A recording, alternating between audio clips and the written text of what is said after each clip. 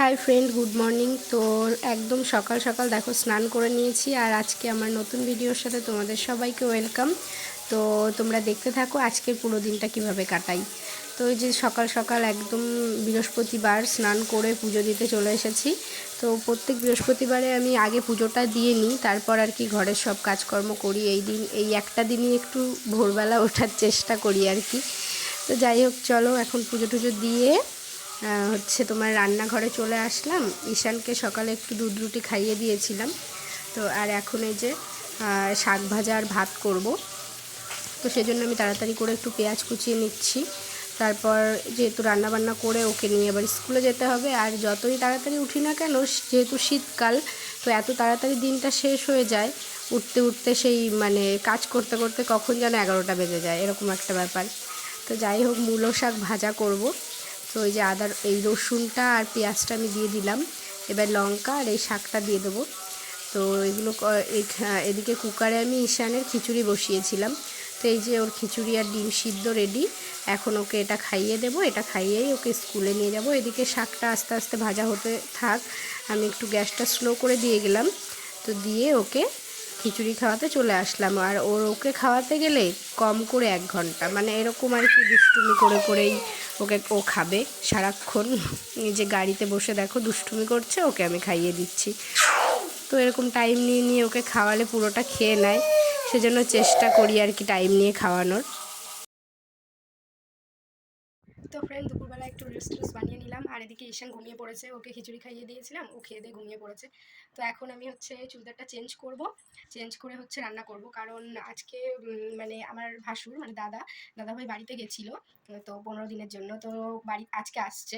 তো অনেক কিছু পাঠিয়ে দিয়েছে আমার শাশুড়ি মা। তো আর ওর দাদার সাথে আমার বরের একটা বন্ধুও আসছে। তো ওর জন্য রান্নাবান্না করতে হবে, কারণ দাদা তো চলে যাবে যেখানে থাকে সেখানে। দাদা আর আসবে না, যে জিনিসগুলো দিয়েছে আর কি সেগুলো কৌশিকের কাছেই দিয়ে দেবে। তো কৌশিক আসছে আজকে আমাদের বাড়িতে, তো ওর জন্য একটু রান্নাবান্না করতে হবে। তো ওই ঘরে লাইট জ্বালানো ছিল, ঈশান উঠে যাচ্ছিল, তাই রান্নাঘরে চলে আসলাম। তো যাই হোক, এখন ওর জন্য রান্না করতে হবে। চুড়িদারটা চেঞ্জ করব, করে ওর জন্য রান্না করব তোমার মুগের ডাল দিয়ে মাছের মাথা আর চিকেন। তো এখন ওইগুলো রান্নাবান্না করব, আর ও আসবে কি কি নিয়ে আসবে পুরোটা তোমাদের সাথে শেয়ার করব। ও রাতে থাকবে আমাদের বাড়িতে, আর সকালবেলা চলে যাবে। তো যাই হোক, চলো তোমরা ভিডিওটা পুরোটা স্কিপ না করে দেখতে থাকো আর আমার সঙ্গে থাকো। তো চলো এখন একটু রেস্ট নিয়ে নিই, কারণ সকাল থেকে কাজবাজ করে এখন ভিডিও বানালাম, এখন একটু রেস্ট হয়নি। তো এখন এই ফ্রুটগুলো কাটবো। এগুলো ফ্রিজ থেকে বের করে রেখেছিলাম, কারণ ডিরেক্ট খেলে না প্রচণ্ড ঠান্ডা থাকে, সেগুলো বের করে রেখেছিলাম। তো এগুলো কেটে খেয়ে দিয়ে একটু রেস্ট নেবো, তারপর রান্নাবান্না করবো। তো ও আসার পরে কী কী রান্না করছি কি না করছি সবটাই শেয়ার করবো। তো তোমরা দেখতে থাকো আর আমার সঙ্গে থাকো।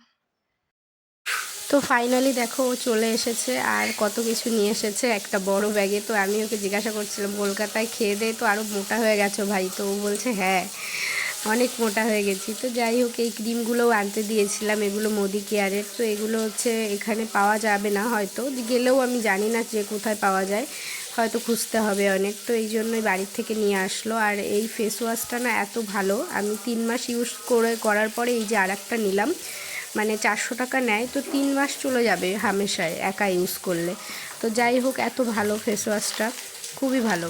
তো এগুলো দেখো, এই খাবার দাবারগুলোও নিয়ে এসেছে অনেক কিছু, আর তার মধ্যে ও আবার বাজারও করেছে কিছু। তো ও নিয়ে এসেছে সব মিলিয়ে পুরো বাজার ছড়াছড়ি বাড়িতে। তো এখন এইগুলো সব গুছিয়ে টুছিয়ে রাখবো। যে চানাচুর, তারপর হলুদ। তো আমার শ্বশুর বাড়িতে আর কি পিওর হলুদ লাগিয়েছিল গাছ। তো আমার শাশুড়ি মা সেই হলুদটা কষ্ট করে আর কি বেছে টেছে আর কি সেই অনেকটা আর কি হলুদ হয়েছিল। তো সেই জন্য আমরা সবাই মানে যে আর কি আমি আমার জায়েরা যারা যারা আর কি মানে আলাদাই তো থাকি সবাই, মানে দূরে দূরে। তো সবাই ওই হলুদ ইউজ করি। তো আমি আসার সময় নিয়ে এসেছিলাম অনেকটাই, তো শেষ হয়ে গেছে, আবার এই যে পাঠিয়ে দিয়েছে। তো যাই হোক, দেখো বলতে বলতে বাজার টাজার গুছিয়ে রেডি করে রাখলাম, রেখে আমি রান্নায় চলে আসলাম, রান্নার কাজে। তো অনেক কিছুই আছে এখনও, চানাচুর বিস্কিট সেগুলো ঢালতে হবে, তো সেগুলো সকালেই করব। তো এখন দেখো এই যে চিকেন করব, তাই আলু আর রসুনটা ছাড়িয়ে রেখেছি। আর এদিকে তোমার আদা পেঁয়াজ জিরে আর কি যা যা লাগে সব মিক্সির গ্রাইন্ডারে দিয়ে দিলাম।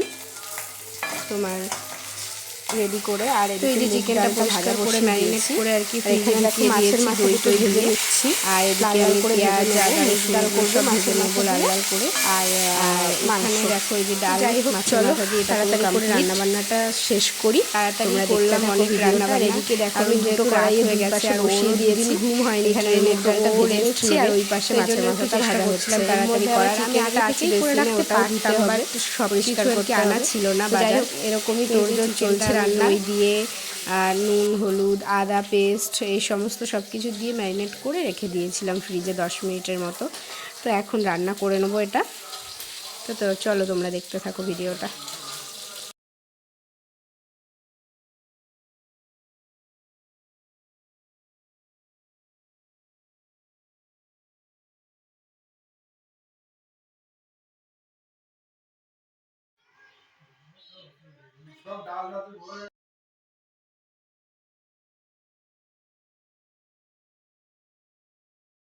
তো পরে আর ভিডিওটা কন্টিনিউ করা হয়নি। তো রাতে আমরা এই যে রান্নাবান্না করে খাওয়া দাওয়া করে নিয়েছিলাম, তারপরে ঘুমিয়ে পড়েছিলাম। তো সকালবেলা এই যে রাহুল এসেছে আমাদের বাড়িতে, তো ওদেরকে একটু ব্রেকফাস্ট করে দিলাম, রুটি আর কালকের মাংস ছিল সেগুলোই দিলাম। তো ওরা এই যে খাওয়া দাওয়া করে এখন কৌশিকও বাড়ি চলে যাবে, রাহুল ওকে নিয়ে চলে যাবে। তো ওরা এখন এই যে চলে গেল। তারপরে আমি এসে এই চানাচুর বিস্কিট যেগুলো আর কি কালকে রেখে দিয়েছিলাম বাইরে সেগুলো সব ঢাললাম। তারপরে যে ঈশানের খিচুড়ি বসিয়ে দিয়েছিলাম, ঈশানকে খাওয়াবো তাই। তো ওর খিচুড়িটা খাওয়ানো হয়ে গেলে আমি আর কি রান্নাবান্না করব দুপুরে।